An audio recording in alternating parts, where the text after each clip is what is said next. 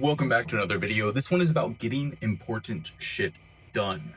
And we're talking about the Eisenhower Matrix, which is just a great tool, a cognitive tool to understand what is important, what isn't urgent, and what you can forget about. So that's what we're talking about today. If you don't know, my name is Nick. I run the blog No BS Mental Models. This is an old article that I posted several months ago. You can find it in the link in the description. Let's get started. Now, time is the ultimate equalizer. No matter how rich, intelligent, or well-connected you are, you still only get 24 hours a day. Now, the difference between somebody who's very successful and somebody who is rather mediocre is not just talent or luck. It's how you manage your time. Now, picture two men. There's James, there's Michael. James is always in a frenzy. He's answering emails, putting out fires, and working late into the night. He's constantly exhausted, but somehow he never really moves forward. Michael, on the other hand, seems calm. He's in control. He focuses on big projects and rarely feels stressed. He always has time for the gym, his friends, and side hustles. Now, what is Michael's secret? Well, he's mastered this one tool. It's called the Eisenhower Matrix. Now, what is the Eisenhower Matrix? It's a simple yet powerful decision-making framework that helps you categorize tasks based on their urgency and importance. This was popularized by Stephen Covey in the book, The 7 Habits of Highly Effective People. Amazing book, you should read it. But it originated from Dwight Eisenhower. If you don't know who he was, study your history. He was a US president after World War II. Very famous man, very smart man. But this man was responsible for some of the most critical decisions in modern history. So if anybody understood about prioritization, it was him. This matrix consists of 4 quadrants.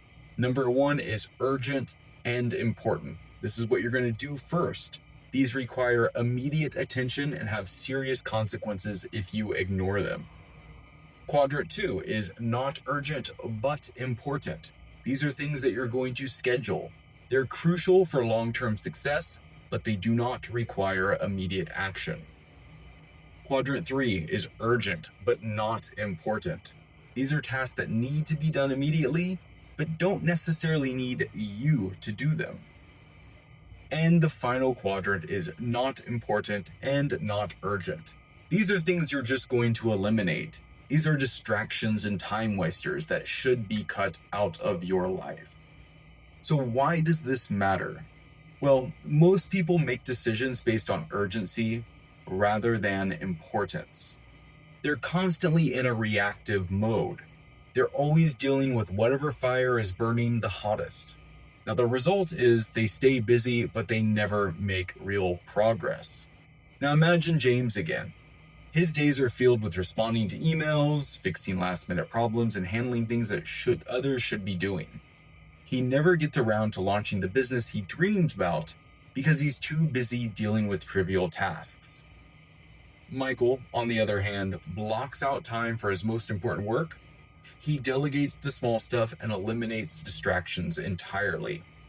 Now, this Eisenhower Matrix, it forces you to step back, analyze your workload, and structure your day in a way that maximizes effectiveness rather than just efficiency. Because working hard isn't necessarily the goal, working smarter is. So let's look at these quadrants a little bit closer so we can understand exactly what each consists of. Quadrant 1, again, remember, it's things that are urgent and important, things that you should do first. These are your mission-critical tasks. These are the ones that, if ignored, will cause immediate problems. These include things like crucial deadlines, things like you have to, file your taxes, work project, bills, emergencies, if you have a health crisis, legal matters, or system failures, or high-impact opportunities, responding to major investors, responding to clients, these sort of things, getting back to important people. Now, if too much of your time is spent in this quadrant, it's probably a sign that you're either not planning well or you're constantly putting out fires. This is where James lives. He's scrambling to meet deadlines because he never planned ahead. Michael, on the other hand, well, he minimizes these because he's prioritizing quadrant 2. Now let's get on to quadrant 2, because this is the most important. This is where you should be spending the most of your time if you're handling your time effectively. These are things that are not urgent, but they are highly important. These are things you're going to schedule to do. This is where true growth happens. Quadrant 2 tasks are strategic, long-term actions that build success. These include things like learning new skills. You're reading, you're taking courses, you're getting coaching, that sort of thing. Networking and relationship building, going to very strategic events where you're going to meet important people that will help you in the future. Exercise and health maintenance, the things that if you ignore, they'll build up over the long term. And strategic planning, taking time to actually chart out what you're going to do in your business, career, and personal life. Now, Michael knows that if he doesn't schedule workouts, his health will suffer. If he doesn't work on his side business now, he'll be stuck in his, 9-to-5 job 5 years from now. This is the quadrant where winners spend most of their time, but most people aren't winners. So let's look at where they're spending their time.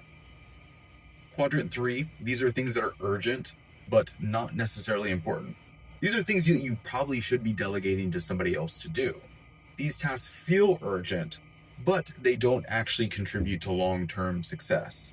These include things like most of the emails you received and the phone calls, unimportant messages that people are sending you, random requests from people who just want to take time from you because they're lazy.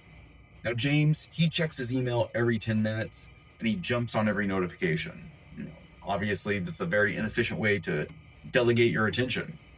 Michael, on the other hand, he only checks his email twice a day at scheduled times, and he lets his assistant handle the small stuff.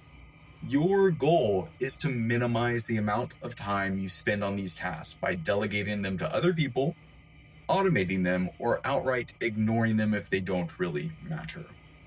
Now, lastly, there's quadrant 4. Again, this is not urgent, not important. These are things you really have to eliminate. These are purely wasted time, activities that bring no real value to your life. This is the usual suspects, right? It's mindless scrolling on social media, binge watching TV shows, pointless gossiping, arguing, comment section wars, things like that. James, he spends hours watching YouTube nonsense, right? Videos about entertainment, things that aren't moving the needle for him, that aren't building skills. He does this, then he wonders why he's stuck in life. Michael, on the other hand, he doesn't even have the social media apps on his phone. The solution, if you want to fix this, is to be more like Michael. Audit your time, figure out what you're doing, where you're spending your time, and then ruthlessly eliminate the things that aren't serving your goals. Now, here's how to apply this in real life. First, write down everything you do in the day. Track how you spend every single hour for 1 week. Then categorize these tasks into the 4 quadrants.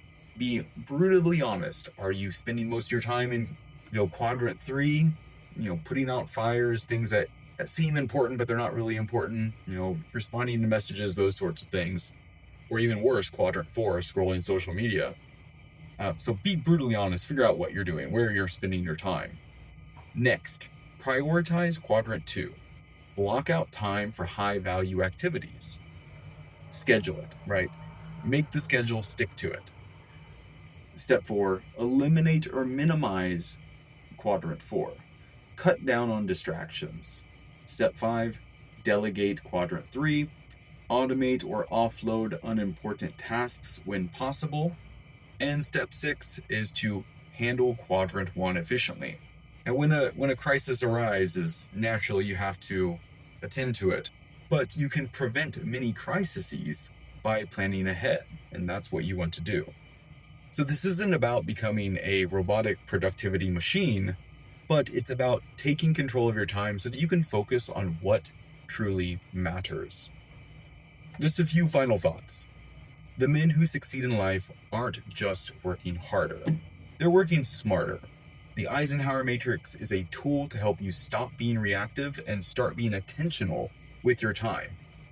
If you apply this consistently, you'll experience these results. You'll have less stress. And this is simple. Whenever you feel like you're in control of your time, you simply feel less stress. And naturally so, because you are in control. You're not reacting to emergencies all the time. and you're not fiddling away your time on distractions. Next, you'll get more progress in life. This is because you're prioritizing long-term growth. Finally, you'll have better work-life balance. You're cutting out distractions and time wasting. You're preventing fires before they happen so you can do things that actually matter for you and your relationships. At the end of the day, don't ask for more hours because you're not going to get them. You don't even need them, really. What you need to do is you need to make better use of the hours and the time that you have. So the question is, who do you want to be like? James, who's wasting his time, fiddling away in distractions, or Michael, who's being efficient? If you enjoyed this video, be sure to like and subscribe. I'm going to try to post a new video here every week. At the very least, I'm going to put this on my quadrant 2 and get it done for you. So I'll see you next time.